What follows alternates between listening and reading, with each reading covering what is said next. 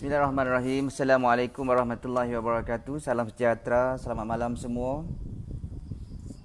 Syukur Alhamdulillah. Pertama sekali marilah kita panjatkan kesyukuran kita kepada Allah Subhanahu Wa Taala kerana dengan limpah dan kurnia pada malam ini kita dapat bersama lagi dalam sesi live kita untuk saya kongsikan kepada anda semua satu tajuk yang sangat-sangat menarik. InsyaAllah saya akan kongsikan kepada anda pada malam ini. Terima kasih kepada anda yang menjadi yang terawal. Tadi saya nampak tadi yang pertama Haji Nawe. Apa khabar? Assalamualaikum Haji Nawe. Ni siapa ni? Alimoy. Okey, salam sejahtera. Selamat malam Alimoy. Puan Yati. Okey. Assalamualaikum. Waalaikumsalam. Ni Cikgu Ina. Assalamualaikum. Waalaikumsalam. Okey. So insya-Allah siapa lagi yang bersama dengan saya pada malam ni? Ustaz Hashim. Okey, apa khabar Ustaz Hashim? Okay, saya doakan anda semua yang menonton pada malam ini mendapat ilmu dari apa yang saya nak kongsikan kepada anda. Jadi tajuk ataupun perkongsian saya pada malam ini sangat menarik. Sebenarnya kenapa saya nak kongsikan tajuknya pada malam ini, iaitu dah makan antidot tapi masih lagi tak nampak kesan. Dah makan, dah guna antidot tapi masih lagi tak nampak kesan. Kenapa ya? Okey. Siapa lagi bersama dengan saya ni? Okey, Encik Rodi, Encik Rodi salam. Okey. Saya nak tengok berapa orang yang bersama dengan sesi live saya pada malam ini. Okey, sebab tajuk pada malam ini adalah tajuk yang sangat hot Tajuk yang sangat hot, tajuk yang memang sering saya sendiri terima, sering mungkin anda sendiri terima. Selepas beberapa customer kita, pelanggan kita, kawan-kawan kita dah gunakan antidot, dah makan antidot tapi masih lagi tak nampak kesan. Jadi malam ini saya akan kongsikan kepada tuan-tuan dan puan. Jadi agar segala permasalahan yang berlaku, yang terjadi dalam bisnes anda ataupun dalam misi. Okey, minta maaf ada sedikit gangguan tadi, ada talian masuk. Okey. InsyaAllah saya akan kongsikan kepada anda pada malam ini ada 6 sebab. Ada 6 sebab. Anda boleh tulis nanti, anda boleh ambil nota di sini. Ada 6 sebab kenapa pelanggan-pelanggan anda, kenapa mungkin kawan-kawan anda dah makan antidot tapi masih lagi tak nampak kesan. Okey. Anda boleh tulis dekat ruangan komen tu, anda boleh tulis juga tajuk yang saya nak sampaikan pada malam ini, dan juga ada 6 poin ni juga anda boleh tuliskan. Jadi siapa-siapa yang rajin malam ni, tak ada Kak Su tak ada malam ni. Okey, selalunya Kak Su yang rajin malam ni, selalunya Kak Su menulis nota ni dekat ruangan komen. Okey, saya nak tengok dulu, anda tolong saya tulis tajuk. Okey, Cikgu Ina tulis tajuk kembali, tulis tajuk semula dekat ruangan komen tu. Okey, siapa yang bersama dengan saya lagi ni? Siti Hajar. Okey, hai Siti Hajar. Cikgu Ina dah tulis komen situ 6 sebab masih tak nampak kesan. 6 sebab masih lagi tak nampak kesan. Jadi ini adalah satu soalan, satu isu, satu topik yang sangat-sangat hot. Rugi kalau anda tak dengar. Okey, dah keluar dah muncul Kak Su. Okey, Cik Tajudin nanti kalau boleh tolong pas-paskan kepada Pak Jabar. Semalam Pak Jabar tak dapat nak tonton kita punya live. Okey, anda boleh juga klik button like je banyak-banyak sambil-sambil kita tengah live ni, sambil-sambil kita like. Okey, kita challenge lah malam ni paling banyak like. Okey, so insyaAllah saya menunggu di sini. Saya ada nak pastikan ada 10 orang yang live pada malam ini, baru saya nak on. Baru saya on lah untuk kesan. Kenapa tak ada kesan? Kenapa tak ada kesan selepas makan antidot? Kenapa ya? Agak-agak kenapa? Okey, malam ni saya nak kongsikan ada 6 perkara penting. Ada 6 perkara, ada 6 punca yang menyebabkan kenapa seseorang itu makan antidot, terima rawatan antidot tak nampak kesan. Okey. Sebelum itu saya nak tanya khabar anda. Apa khabar anda semua? Apa khabar anda semua? Saya doakan anda semua berada dalam keadaan sihat. Dah berapa hari dah sekarang ni kita berkurung kan? Kita tak bergerak sangat. keluar, yang mana yang tak pernah keluar rumah daripada hari perintah pertama hari itu, okey, saya ucapkan tahniah kepada anda dan syabas kerana anda betul-betul mengikut arahan perintah. Kurangkan pergerakan. Mesti kena bergerak tuan-tuan dan puan. Mesti kena bergerak untuk anda sihat. Walaupun tidak boleh bergerak,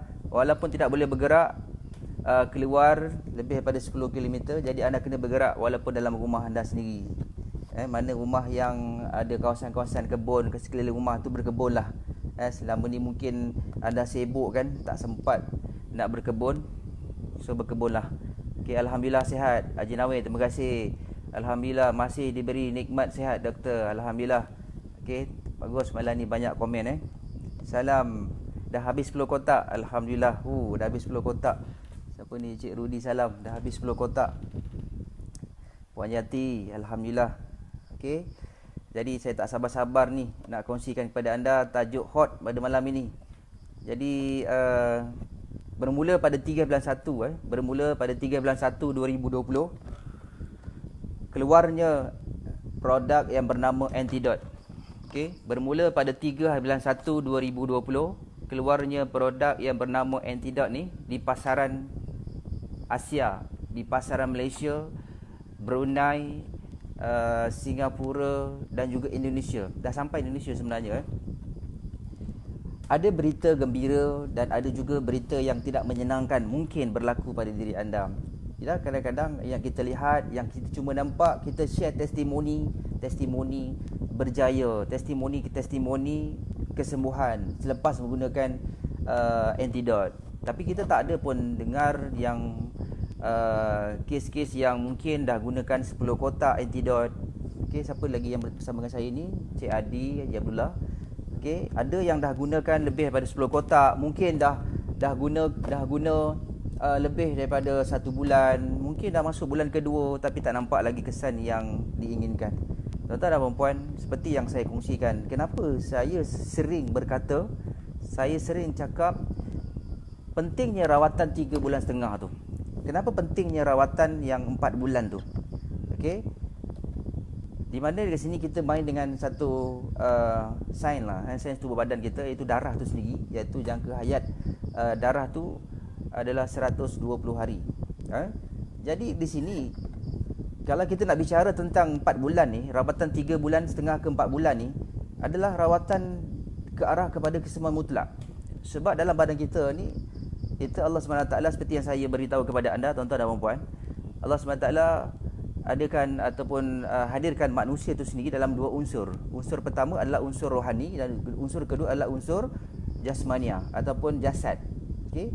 Di sini saja pun nak uraikan segala, nak bongkar, nak rawat, nak sembuhkan segala sakit dari segi rohani dan juga jasmania. Bukan ambil masa 1 ke 2 hari tuan-tuan dan puan. Okey, bukan ambil masa dalam masa seminggu macam tu. Itu belum lagi pergi kepada 40 anggota, belum pergi lagi kepada 7 penghulu tubuh badan, 7 penghulu badan, belum lagi pergi kepada 7 aura dalam badan. Jadi di sini apa yang saya nak bagi tahu sangat penting untuk anda sampaikan kepada pelanggan-pelanggan anda, kawan-kawan anda yang menerima rawatan Antidote ni. So bagi tahu dengan mereka kenapa pentingnya rawatan 3 bulan setengah ke 4 bulan tu. Bagi tahu dengan mereka penting kenapa, sebab apa? Rawatan 3 bulan ke 4 bulan tu adalah rawatan nak pergi kepada ke arah kesembuhan mutlak. Rawatan pembongkaran. Selama ini bagi tahu dengan mereka kita cuma benam sakit. Apa yang kita lalui, lalui satu proses di mana kita sakit kepala contohnya, kita akan makan ubat tahan sakit. Apa yang berlaku sebenarnya adalah ubat tu sendiri yang mengandungi satu bahan yang memang kita dah tahu dah, bahan tu sebenarnya adalah menyekat laluan ataupun sebenarnya menghentikan, melalaikan tempat sakit dan kawasan otak. Maknanya dia menghalang proses otak mencari kawasan sakit. Okey, sebabkan oleh kerana bahan-bahan yang memang melalikan. Contoh ada unsur-unsur bahan-bahan dadah, contoh kimia, minta maaf dengan izin. Proses sakit itu sebenarnya dihalang oleh satu bahan yang bernama ubat itu sendiri untuk otak mengesan kawasan yang di mana sedang sakit. Jadi ambil masa contoh dalam 2 ke 3 jam ataupun 4 jam. Apabila dos itu berkurangan ataupun habis, maka otak akan dapat kesan balik rasa sakit. Kita rasa apabila kita makan ubat, kita rasa reda, tetapi sebenarnya proses sakit masih lagi berjalan ketika itu tanpa kita sedar. Persoalan hari ini, saya ada baca satu fakta, di mana satu menarik fakta ini berkenaan dengan satu orang pengamal perubatan. Dia berkongsi, kita makan satu biji paracetamol tu, dia nak ambil masa discharge lebih kurang dalam, nak habiskan racun tu, ambil masa lebih kurang dalam 25 hari macam tu, lebih kurang, untuk nak keluarkan bahan-bahan racun dalam kita punya badan. 25 hari ke macam tu lah. InsyaAllah nanti saya akan cuba cari, saya akan kongsi kepada anda tuan-tuan dan puan, insyaAllah. Okey, siapa lagi bersama dengan kita pada malam ni? Puan Fatimah Abdullah, Mila Carmila Rich. Kak Mila, apa khabar Kak Mila? Okey, Kak Mila kalau tengok dalam gambar ni, ragat pakai cermin mata. Saya nampak gambar Kak Mila seorang ni, yang lain saya tak nampak sangat sebab kecil. Tadi saya nampak Kak Su je. Menyerlah dia punya gambar dia, tertembul macam tu kan. Okey. So malam ni kita bincang ada 6 perkara. Anda boleh tulis itu, ada 6 perkara sebab orang makan tidak tak nampak kesan. So benda ni anda kena bagi tahu pada mereka. Sebenarnya benda ni anda kena soal pada mereka tau. Soal benda ni orang soal pada kita, sangat penting bagi kita sebagai pengamal, sebagai perunding kesihatan. So anda ni adalah perunding kesihatan. Alhamdulillah ada 10 orang yang menonton pada malam ini. Saya akan ambil masa, semalam kita janji setengah jam kan, tapi jadi 40 minit. Itu pun tiba-tiba terpadam kan, sebab oleh kerana ada sedikit technical, ada masalah sedikit. Saya punya handphone bukannya lain tak kuat, tapi handphone saya penuh, memori dia penuh. Hari ni saya dah proses, saya dah keluarkan semua gambar-gambar semua. Alhamdulillah sihat dok. Terima kasih Kak Bila. Okey. Jadi kalau pesakit kita ataupun pelanggan anda soal, dah lepas makan, aku dah makan kau punya antidot ni, dah 3 kotak, 4 kotak, dah makan 1 bulan, tak nampak lagi kesan lah. Jadi anda jangan jawab. Saya nak bagi satu tips kepada anda. Anda jangan jawab. Anda jangan nak jadi hero sangat.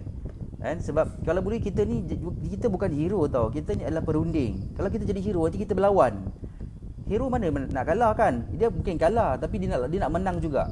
So kita bukan nak menang, kita sebenarnya nak berikan solution. Kita nak berikan penyelesaian kepada kita punya pelanggan kita.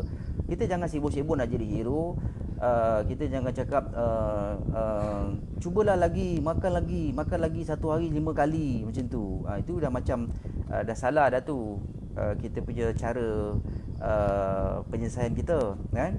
So apabila orang soal pada kita soal balik. Saya bagi tips kepada anda. Ingat, ni adalah satu perkara yang penting. Apabila pesakit anda ataupun pelanggan anda komplain, dia kata tak ada kesan, anda soal dia balik. Ada 6 perkara ni sangat penting anda soal pada dia. Yang pertama, anda soal pasal persekitaran dahulu. Sebab apa? Punca ni sebenarnya saya nak kaitkan dengan punca daruri tau. Punca daruri saya nak kaitkan kepada anda sikit kat sini. Di mana punca daruri ni merangkumi 6 perkara asasi yang wajib dihadapi oleh semua manusia. Wajib tau. Wajib dihadapi oleh semua manusia. Sebab apa? Dia tak boleh lari. Kesan pemakanan apa ubat sekalipun, rawatan dan terapi pun, punca daruri ni memang wajib dihadapi oleh semua manusia. Jadi anda kena soalkan dia 6 perkara ni. Yang pertama, anda soal berkenaan dengan persekitaran dia. Bagaimana dengan persekitaran? So kita uraikan sikit. Persekitaran merujuk kepada tempat tinggal. Persekitaran merujuk kepada tempat tinggal, jenis tanah, bentuk muka bumi, udara sekeliling, cuaca setempat, udara sekeliling dan pertukaran musim. So kalau orang ni dia makan antidot, dia tak nampak kesan. Orang sebelah rumah, orang kampung dia, contoh orang sahabat dia dekat Kedah katakan, kat Kedah makan sama macam dia sakit, makan baik. Dia dekat Johor makan tak baik. Contoh darah tinggi lah. Orang kat Kedah tu makan ubat ataupun makan antidot ni, darah tinggi ni normal terus selepas 1 kotak ataupun lepas 2 cc. Dia dah makan 2 kotak, darah tinggi dia makin naik. So yang pertama adalah persekitaran. Persekitaran juga merangkumi bukan sahaja merangkumi muka bumi ataupun udara sekeliling. Persekitaran juga adalah merangkumi jiran dia ataupun dalam rumah tu sendiri. Persekitaran dalam rumah, macam mana dengan dalam keadaan rumah? Adakah dalam rumah tu selalunya orang membebel, mungkin pasangan dia selalu bising, selalu membebel. jadi dia boleh mengakibatkan proses membaik pulih sistem badan itu akan tergedala. Ialah apabila kalau isteri tu membebel tak tutup pasal, asyik nak bising saja membebel yang bukan-bukan. Lebih-lebih lagi hari ni memang tak boleh keluar kan. Tak boleh nak bergerak sana. Selalunya isteri dia mungkin selalu keluar ataupun suami dia selalu keluar kan.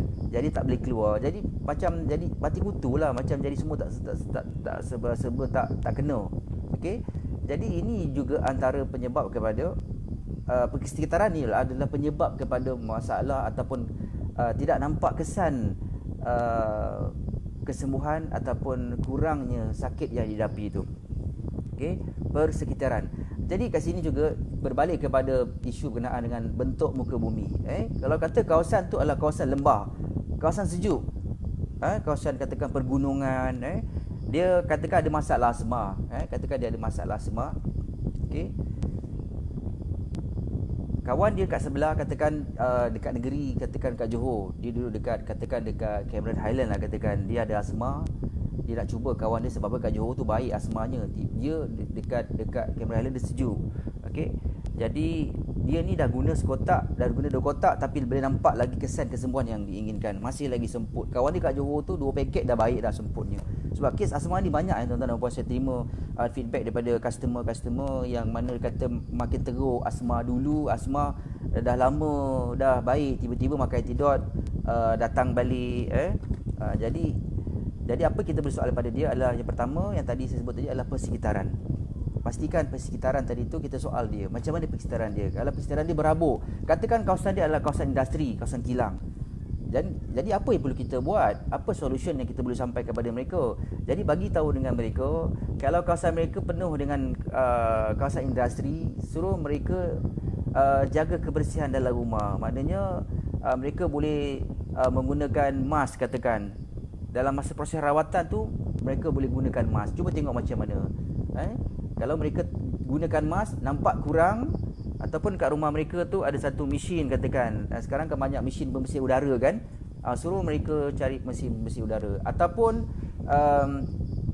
kalau kata kawasan mereka tu dekat dengan kawasan kilang, kawasan industri, suruh mereka tutup tingkap, bagi udara sedikit saja yang masuk. Jangan terlalu banyak sangat udara di luar tu masuk. Okey.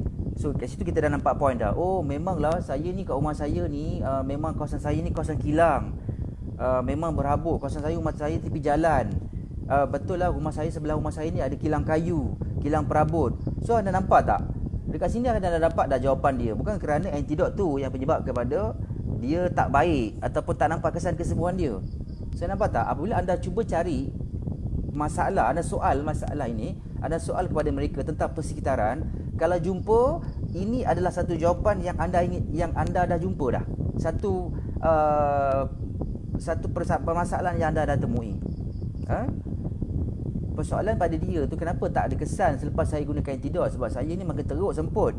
So anda bagi tahu macam mana tuan, puan, persekitaran tuan macam mana, rumah tuan ni dekat mana, tepi jalan ke, atas bukit ke, dekat dalam tasik ke, atas tasik ke, ataupun rumah terampung ke, ataupun kawasan tu penuh dengan sampah sarap ke, kawasan pembuangan sampah ke.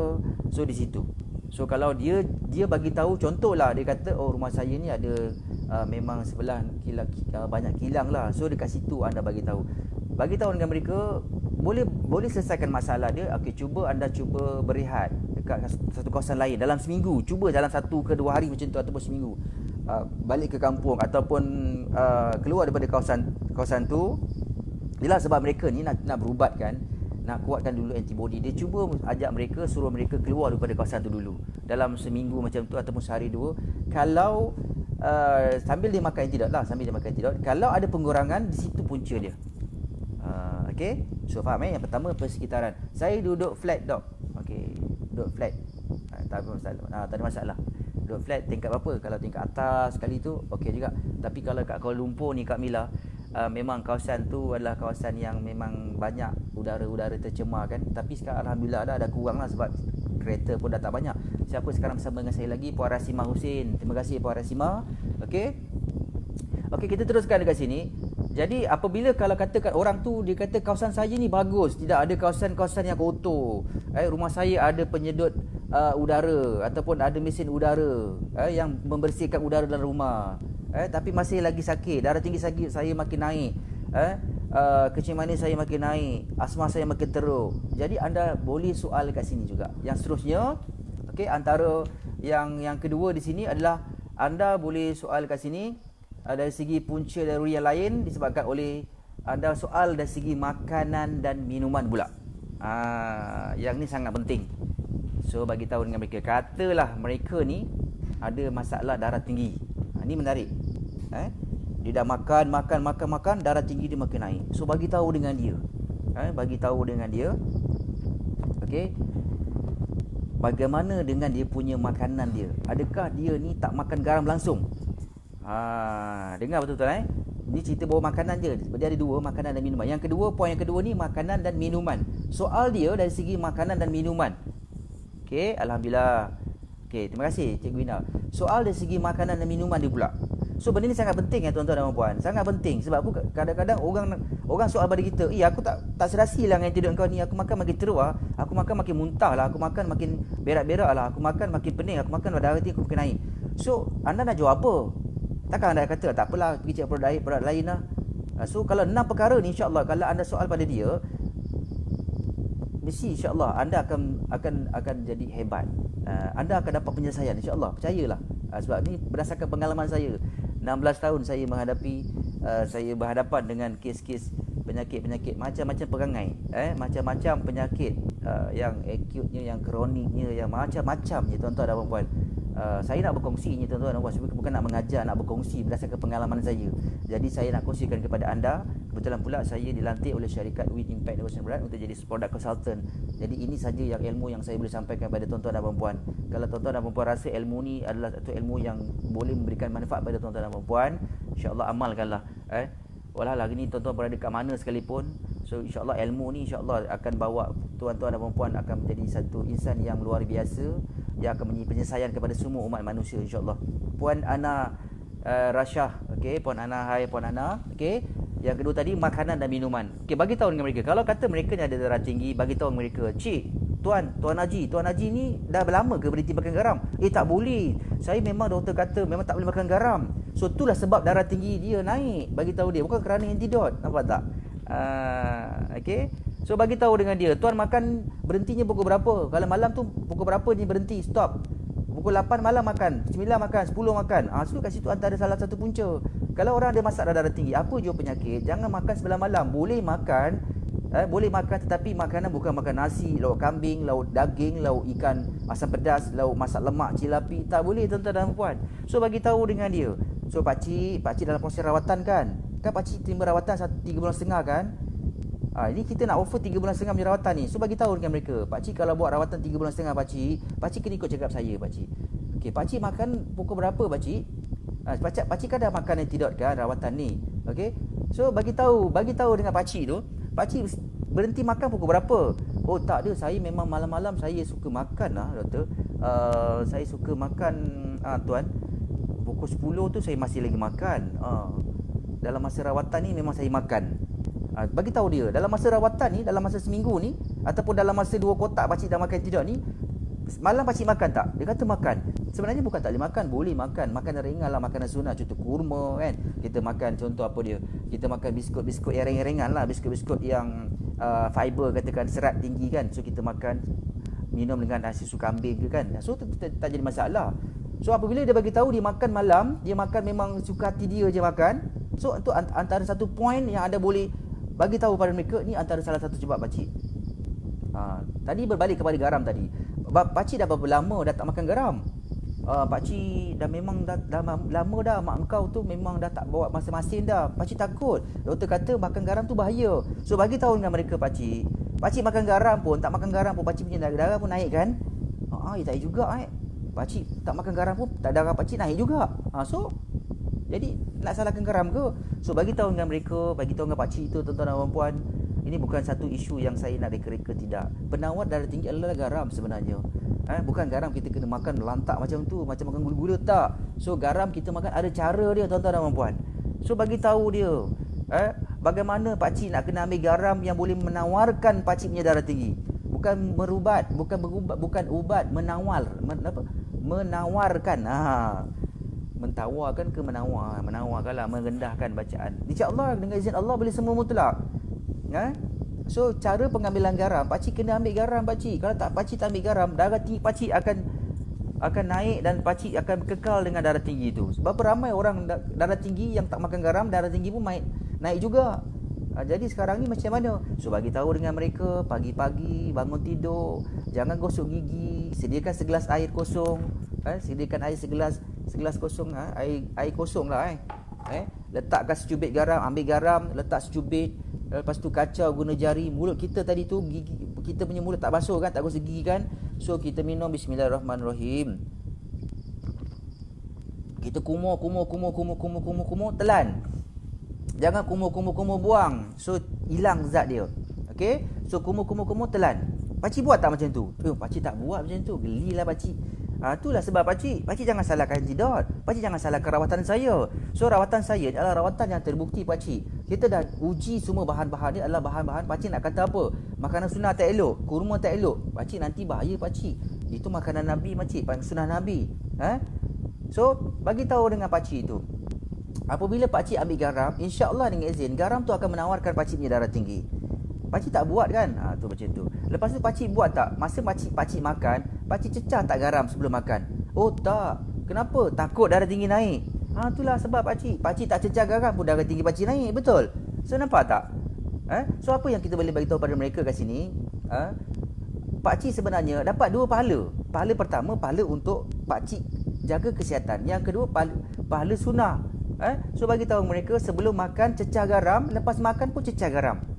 Cecah secubit lah, bukan cecah macam tu pakai tangan cecah jilap macam tu, tak, cecah sikit contoh macam tu. Lepas tu dah kita makan. Pakcik makan macam mana pakcik jari pakcik? Macam tu ke? Macam 3 jari ke ataupun 5 jari ni pakcik makan? Pakcik makan 5 jari. So lepas ni pakcik kena makan guna 3 jari saja pakcik. Sebab pakcik kan dalam proses rawatan. So dalam proses rawatan ni bagi tahu dengan mereka, ada 6 perkara yang saya akan soal pakcik dalam proses rawatan ni. Kalau pakcik gagal dalam 6 perkara ni, jangan nak salahkan rawatan Antidot. Jangan nak salahkan saya punya ubat pakcik. Saya marah ni pakcik. Tapi anda pandailah cakap macam tu kan dia. Slow-slow lah. Ni cara saya. Kalau orang datang buat rawatan dengan saya akan cakap ada 6 perkara ni, mungkin saya akan cakap. Bukan mungkin, saya akan cakap. Tapi selalunya bab makan dengan minum ni memang saya akan menang. So mereka akan kalah. So mereka tidak boleh cakap apa-apa dah masa tu.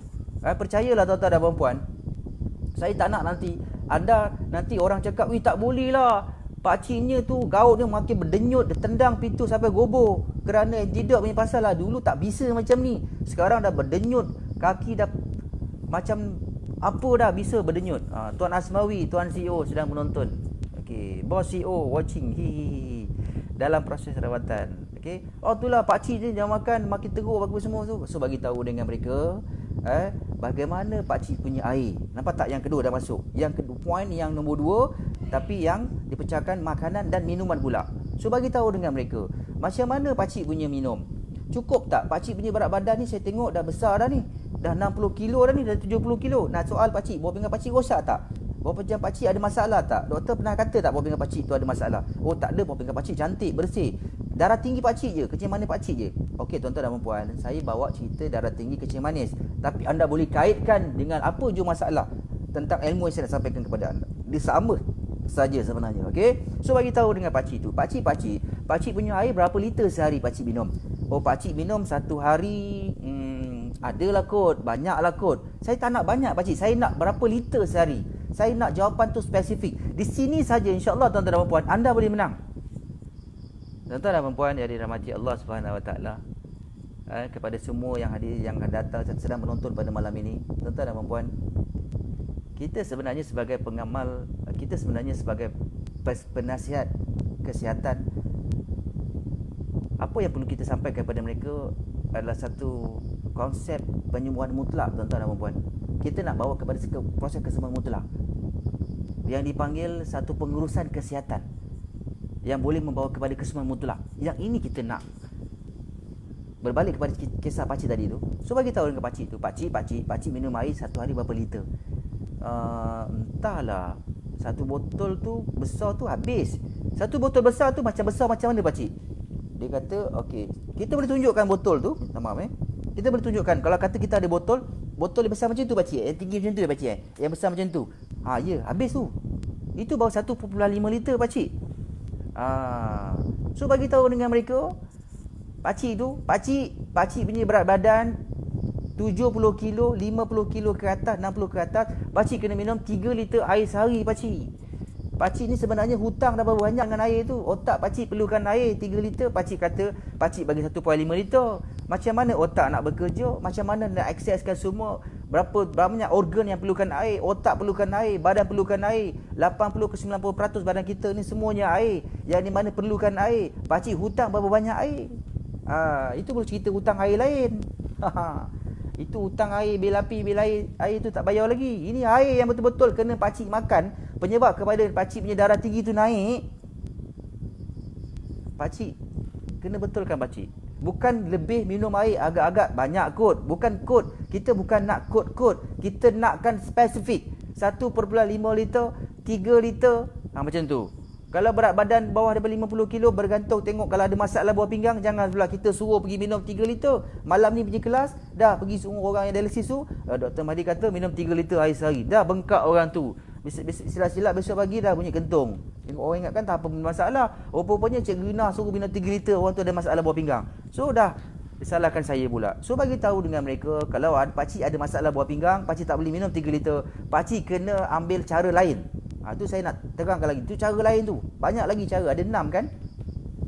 Selesai tak dengan masalah air tadi tu? So soal mereka, kalau mereka kurang minum air, tak cukup spesifiknya air, liter air tadi tu, di situ saja anda boleh menang. Pakcik balik rumah, pakcik betulkan air, baru datang jumpa saya. Pakcik balik rumah, jangan marah-marah saya lepas ni. Pakcik betulkan air dulu, lepas tu pakcik jumpa saya balik. InsyaAllah tuan-tuan dan puan-puan, selalunya mereka datanglah keadaan gembira. Selalunya feedbacknya akan jadi gembira. Kenapa? Sebab apa? Air mereka cukup, maka di sini kesihatan mereka akan bertambah baik. Sebab bahan kita ni, antidot ni, ada 10 bahan. Ada 10 bahan, macam masuk dalam blender lah. Ibarat macam ada kurma, ada goji, ada buah delima, ada madu. Masuk dalam blender, contohkan masuk dalam blender. Kita masukkan semua bahan-bahan tu dalam blender. Masuk dalam blender. So kita tak masuk air. Kita terus tekan blender tu. Apa jadi? Boleh berpusing tapi meletup sesilap hari bulan. Sesilap boleh hangus, sesilap boleh hangit. Begitu dalam badan kita. Kita dok masuk antidot ni. Rawatan ni memang kita tahu dah ada keberkatannya dalamnya. Dan memang proses dirawatan dia diuji, bahan-bahan yang diuji untuk proses kesemuan mutlak. So kita duk pergi masuk ke dalam badan tanpa air yang banyak. Samalah juga macam hari ni, kita punya tandas lah tuan-tuan dan puan. Ni kadang-kadang saya nak bagi gambaran yang mudah faham lah tuan-tuan, lagi senang. Kita cuci tandas lah tuan-tuan dan puan pakai klorok.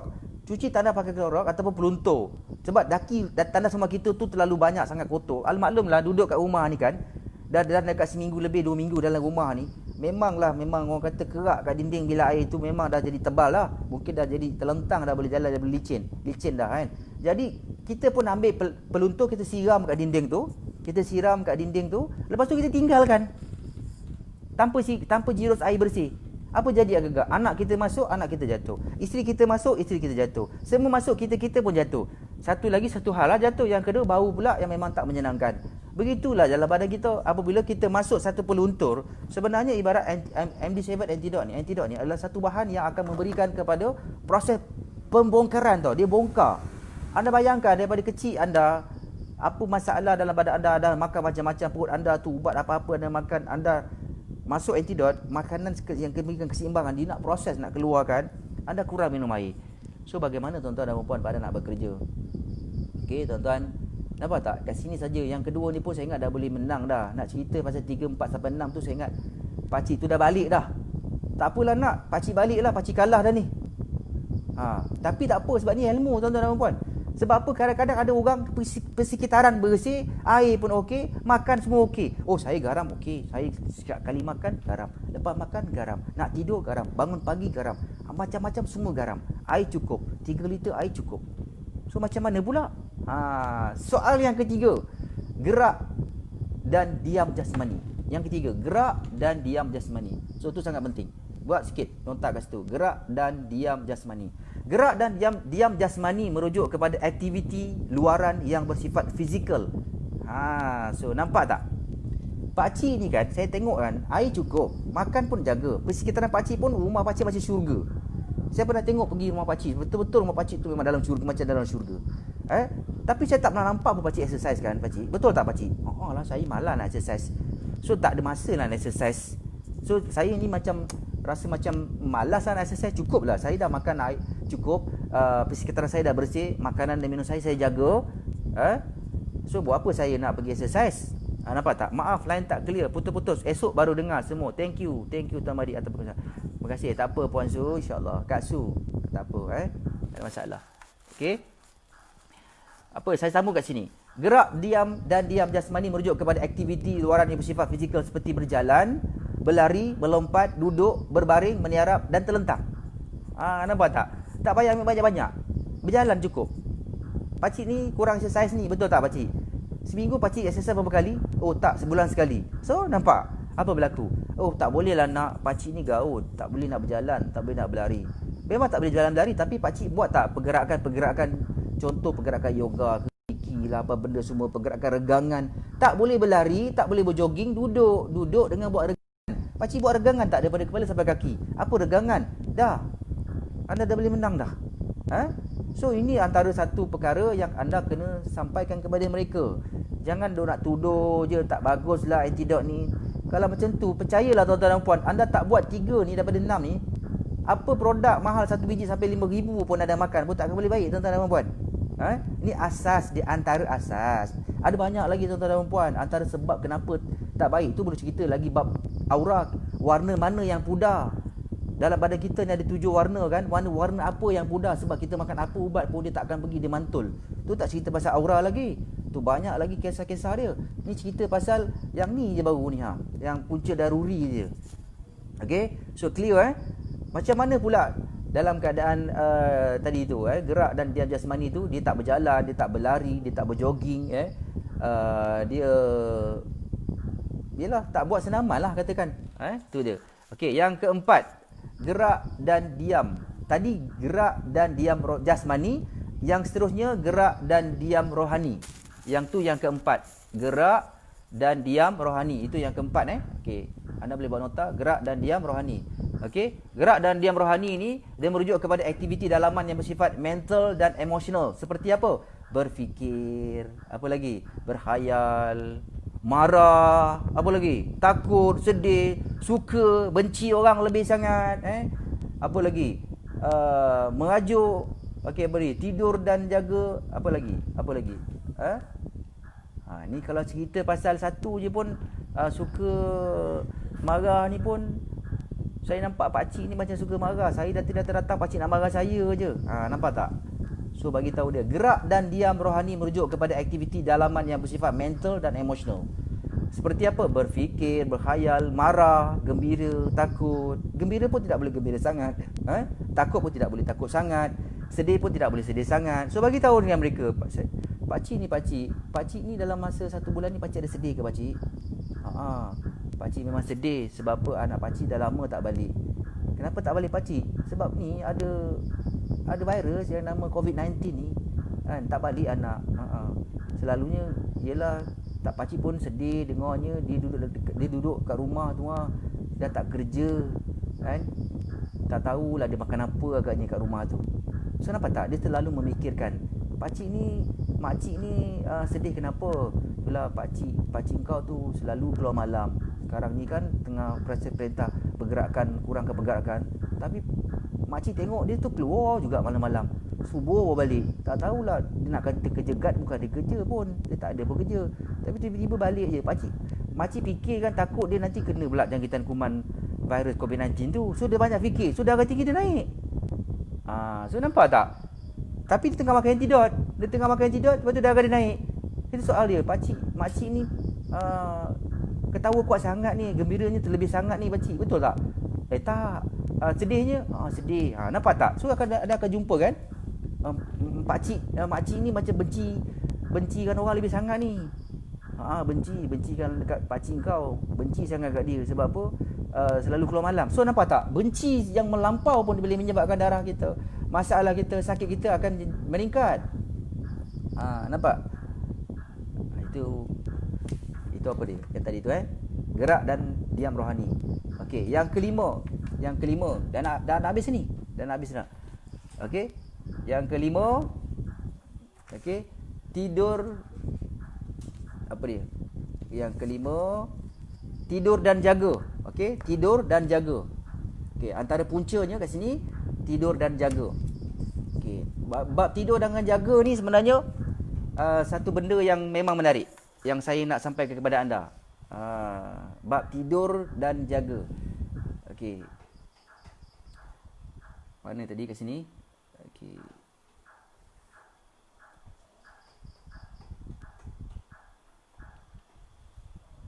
Tidur dan jaga. Okey, anda boleh tulis kat situ Yang kelima, tidur dan jaga. Okey, di mana kat sini? Bagi tahu dengan mereka.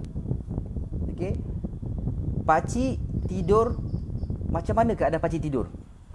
Pakcik tidur saya tak nampak. Okey, tak. Maksud saya kat sini, bagaimana keadaan pakcik sebelum tidur? Nak tidur tu apa benda pakcik buat? Keadaan pakcik baring sebelah mana? Adakah pakcik mengiring ke kanan ataupun pakcik mengiring ke kiri? Pakcik kalau baring, pakcik suka terlongkop. Kenapa pakcik suka terlongkop? Sebab pakcik suka terlongkop. So bagi tahu dengan dia, pakcik ada masalah darah tinggi. Pakcik ada masalah gaut. Pakcik ada masalah apa-apa pun tak kisah pun. Bagi tahu mereka, pakcik kena tidur mengiring ke kanan. Mengiring tu dapat 2 pahala. Pahala pertama, pahala untuk sihatkan badan pakcik. Jantung pakcik pun sihat. Penghadam pakcik pun lancar. Satu lagi, pakcik akan dapat pahala tidur sunnah Nabi. So bagi tahu dengan mereka. So kalau dia kata dia tidur ke kiri, dia tidur terlentang, dia tidur terlongkop. So dekat situ antara salah satu sebab ataupun kesan kenapa dia buat rawatan antidot tak nampak kesan dia. Sebab dia. Tu nampak tak? Okey. Okey. Satu lagi dekat sini. Yang ni apa lagi kan? Ini berkenaan dengan okey, bangun pula. Tadi dia tidur kan? Macam mana pula dalam keadaan masa dia bangun tidur? Bangun tidur, pakcik terus bangun macam tu ke terus bangun menegak ataupun pakcik macam mana? Pakcik kalau bangun macam mana pakcik kalau bangun, pakcik bangunlah. Terus bangun. Pakcik ada masalah kesihatan ke pakcik? Orang yang sihat pun kalau salah bangun tidur pun pakcik boleh sakit. Lagikan pakcik kalau ada sakit, kalau salah pakcik cara bangun pun pakcik boleh sakit tu boleh makin mudarat. Sakit tu makin teruk. Pakcik kalau bangun kalau boleh mengiring ke kiri. Mengiring ke kiri. Baring bangun macam tu ke kiri, bukan ke kanan. Ke kiri. Dia bukan terus baring tegak, bangun terus tegak. Dia mesti kena mengiring. Tangan letak, angkat badan macam tu, terus bangun. Bangun kalau boleh masa terjaga tu jangan terus bangun. Biar dulu dalam masa 60 second. 60 second anda boleh baca apa benda pun. Anda boleh ucap terima kasih Allah. Anda boleh hadiahkan Al-Fatihah dulu kepada diri, kepada ibu bapa, kepada Rasulullah, kepada sesiapa, kepada alam, kepada rumah, kepada kereta anda, kepada bisnes anda. Sempat tu dalam masa 60 second tu? Sempat ke?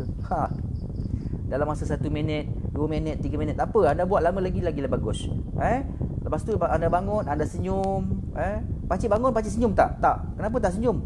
Sebab apa? Marahkan makcik kau. Kenapa marah? Sebab tak tutup aircon, tak tutup kipas, sejuk. Ataupun tak, mungkin bangun tiba-tiba bangun dah pukul 7, tak kejut bangun, tak sedar, kena marah lah. Cikgu Ina guru yang rajin salin nota dalam mana-mana program. Win, terima kasih Cikgu Ina, terima kasih Cikgu Ina tanya. Kalau tak cukup tidur pun boleh jaga kesihatan kan? Betul. Nampak tak? Ni cerita pasal tak cukup tidur ni. Okey. Kan nampak tak? Cikgu Ina pun bagi solution pada saya. Okey. Bagi tahu dia, pakcik tidur ni cukup tak pakcik? Pakcik tidur ni malam-malam pakcik layan Hindustan sampai pukul 2 pagi. Tidur 2.30 pagi, bangunnya pukul 5 pagi. Tak cukup tidurnya. Betul lah darah makin naik. Pakcik kalau katakan orang sihat pun pakcik tak tidur, kurang tidur, dia pun boleh sakit. Lagi kan pakcik yang ada masalah. Pakcik dalam rawatan tau pakcik. Pakcik tolonglah pakcik dalam rawatan ni pakcik kena tidur cukup. Kalau kata pakcik ni nak tengok Hindustan sangat, katakan pukul 11 pukul start Hindustan, pukul 9 pakcik tidur, pukul 11 pakcik bangun. Pakcik dah sama tidur macam 6 jam dah ibarat. Tak silap saya lah, ada kajian yang mengatakan bahawa mana kita tidur 1 jam sebelum pukul 12 malam tu, pukul 10, katakan kita tidur pukul 9, pukul 10, pukul 11, pukul 12, kita dah ada 3 jam kan macam tu kan. Sebenarnya kita dah ada 6 jam tidur. 1 jam bersama dengan 3 jam. Kualiti tidur waktu 9, 10 tu, 11. Sebab itu digalakkan kita tidur awal dan bangun tahajud ataupun bangun tengah malam. Kita boleh qiyamul lail, kita boleh buat tahajud, kita boleh buat apa-apalah, kita boleh study. So lebih sebenarnya otak kita lebih fresh waktu tu. Macam ni dah pukul apa dah? Ni dah pukul 10.45. Kalau boleh jangan tidur pukul 12. Kalau boleh tidur awal. Tidur awal pukul 10, 11 tu cantik tidur. 11 sampai 12 sama dengan 3 jam. Jadi kita ada 3 jam. Mana kalau kita nak, kalau kata kita nak bangun pun, katakan kita tidur pukul 3 kita nak bangun. Maknanya kat sini 3 jam, kita campur lagi sampai pukul 3, kita dah ada 6 jam. Dah cukup lah tu. Ataupun kita nak bangun pukul 4, kita dah ada lebih kurang dalam 7 jam setengah macam tu, 7 jam. Cukuplah kita waktu tidur tu. Sebab kita memang kena tidur. Kena cukup tidur. Bukan kena banyak tidur, tak. Kena cukup tidur, bukan banyak tidur. Cukup tidur tu lain, banyak tidur tu lain. Okey? So nampak tak? Anda dah dapat dah kat sini. Okey? So tu. Apa lagi kat sini? Sebab tu orang macam kita ni kena cukup tidur. Sebab tu kadang-kadang tuan semari tahulah, saya kalau pergi keluar, pergi mana-mana, pergi sharing ke, pergi seminar ke, saya akan suka duduk belakang ataupun duduk tepi, saya akan terlelap kejap. Sebab apa? Saya kami waktu-waktu berkualiti. Waktu-waktu berkualiti ni sebelum zuhur. Siapa tu? Saya kalah dok. Saya kalah apa tu? Lepas tu saya tidur. Saya akan curi-curi tidur. Sebab apa? Saya nak ambil kualiti tidur tu. Sebab tu sebenarnya tidur ni ada waktu-waktu berkualiti. Jangan kita ambil waktu-waktu yang tak sesuai. Contoh, lepas asar, itu tak bagus. Dia akan mewarisi kepada masalah gangguan, masalah kerohanian jiwa. Kalau kita tidur selepas asar, ataupun kalau lepas maghrib, kita ada mewarisi penyakit kronik. Kalau lepas subuh, dia akan mewarisi kepapaan. Kalau kita tidur waktu lepas subuh, tu banyak tau waktu-waktu kita tak sesuai tidur. Tapi kadang-kadang kalau dah penat tidur juga kan. Okey. Apa tu yang Cik Rudi, saya kalah dok. Kalah apa tu? Terangkan apa benda kalah. Okey. Okey, apa lagi kat sini? Keadaan tidak sedap merangkumi kejap Okey, yang seterusnya kat sini, yang last sekali, pengurungan dan pengosongan. Pengurungan dan pengosongan. Yang tu sangat penting tuan-tuan dan puan. Pengurungan dan pengosongan. Apa benda pengurungan dan pengosongan ni tuan-tuan dan puan? Bukan kurung duduk dalam rumah, bukan. Bukan kosongkan diri, tak. Yang ni poin yang nombor 6 ni, pengurungan dan pengosongan ni sangat-sangat penting. Tuan-tuan dan puan. Yang ni yang terakhir. Sebelum kita berakhir pada malam ini, kelas ni, yang last ni, pengurungan dan pengosongan. Yang ini orang sihat pun kena amalkan. Yang orang sihat pun kena dengar benda ni. Okey, anda boleh share ilmu ni pada orang lain. Apa yang doktor cakap memang betul lah. Terima kasih Cik Rudi.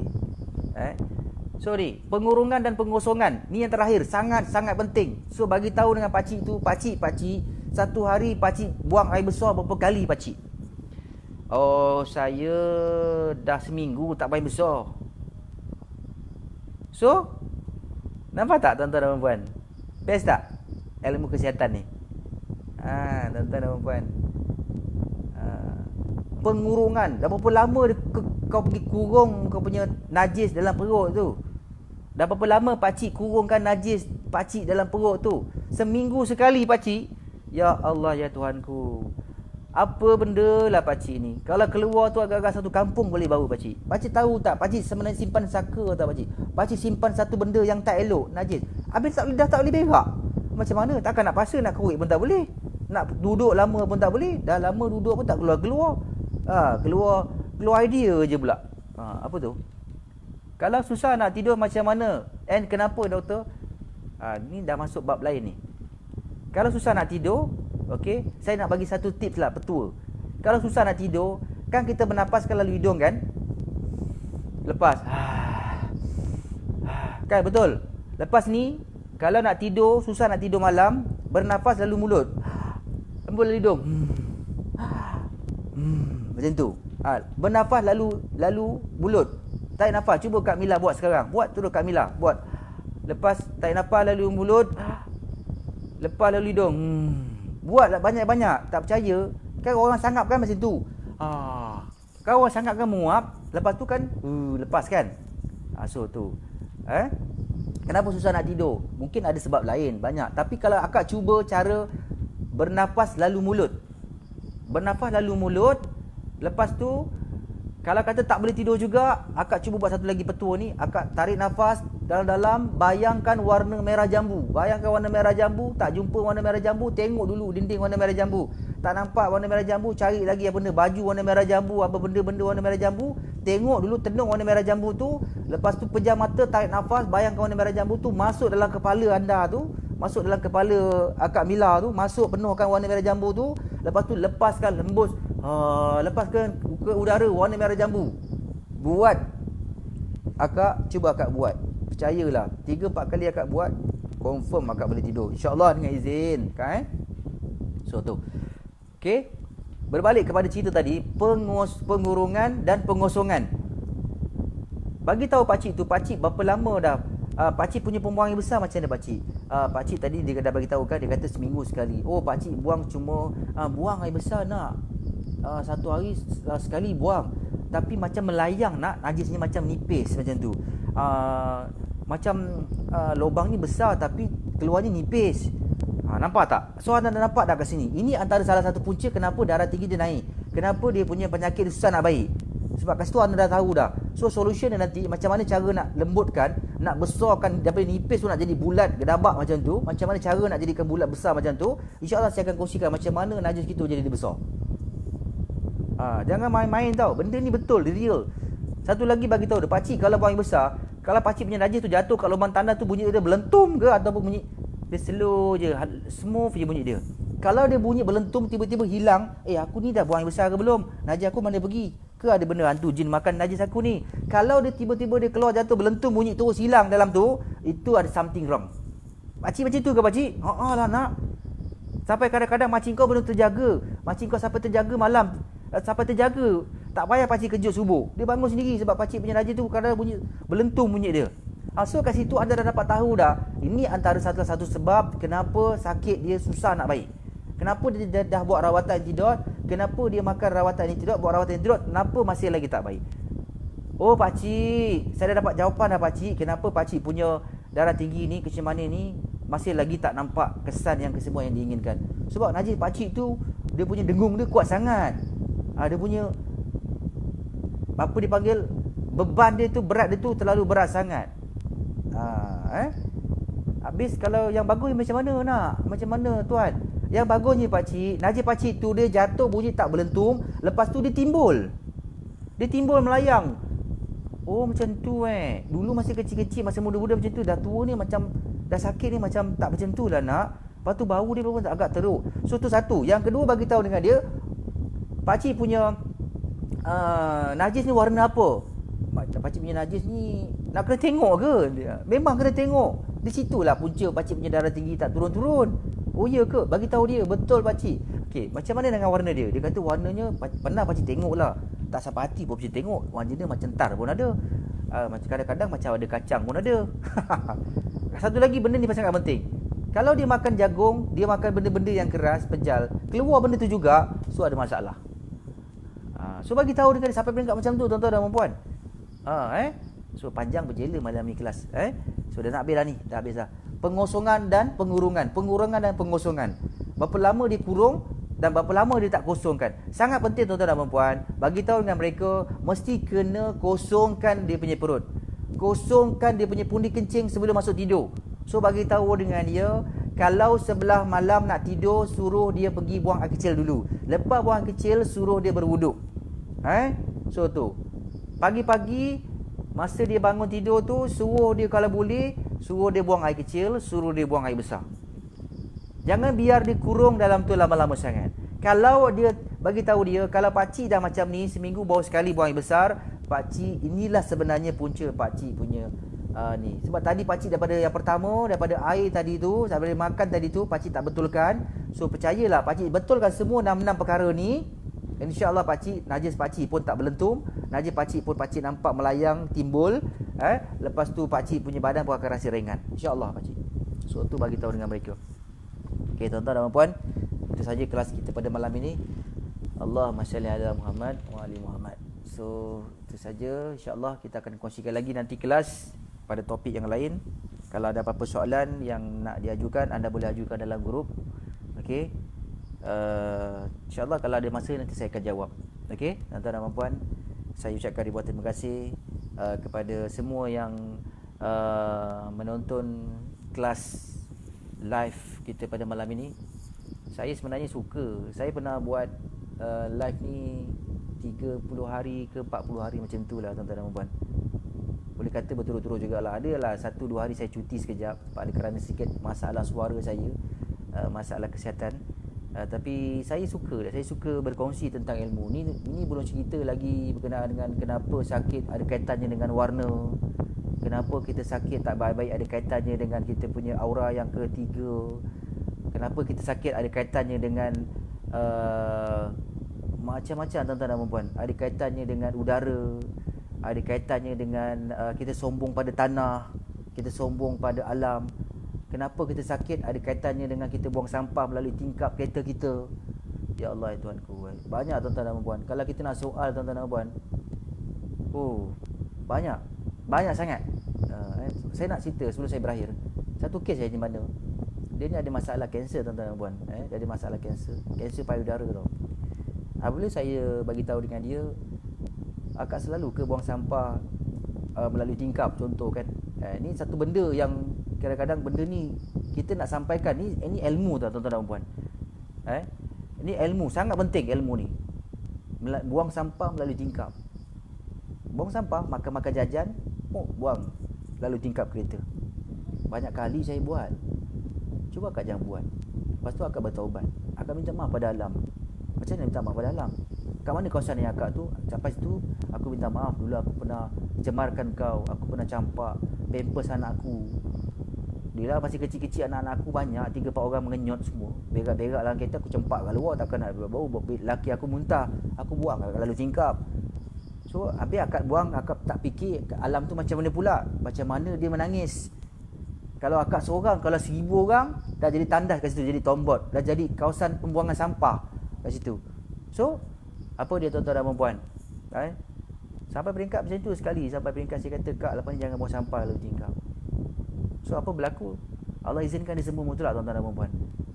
Dia setiap kali dia pergi mana-mana kawasan yang dia pernah cemarkan tu, walhal orang kata sedikit sampah gula-gula pun dia pernah buang kawasan tu, dia minta maaf dengan alam, minta maaf alam, minta maaf sebab semua makhluk ni semua bernyawa kan. Semua tu makhluk, pokok apa semua tu makhluk yang ada perasaan tuan-tuan dan puan.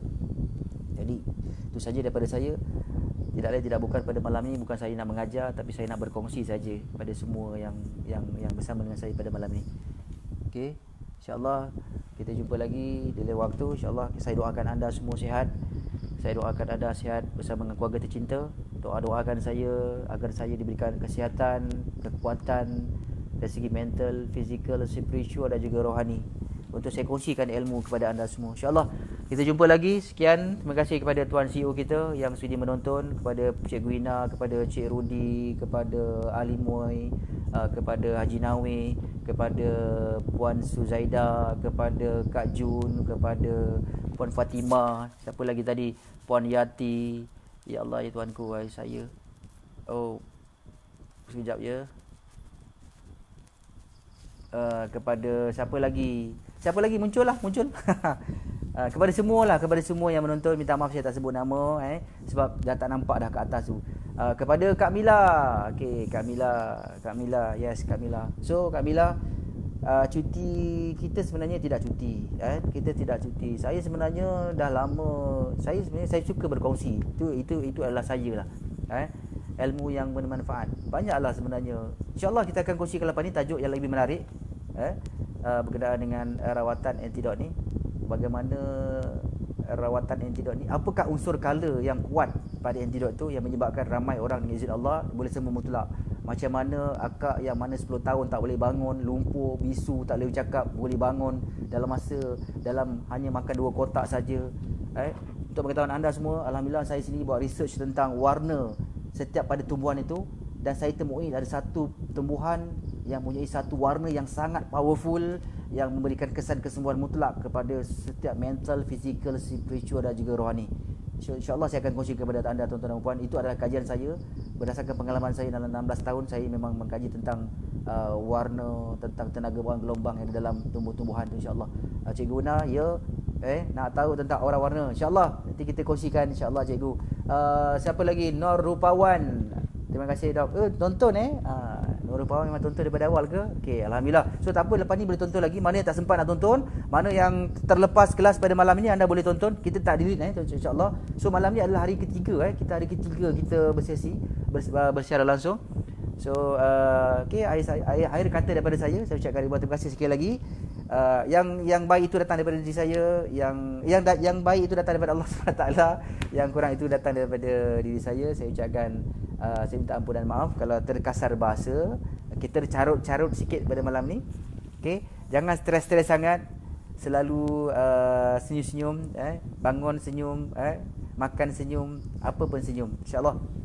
Okey. Okey, itu saja daripada saya. Kita jumpa lagi. Assalamualaikum warahmatullahi wabarakatuh. Bye bye.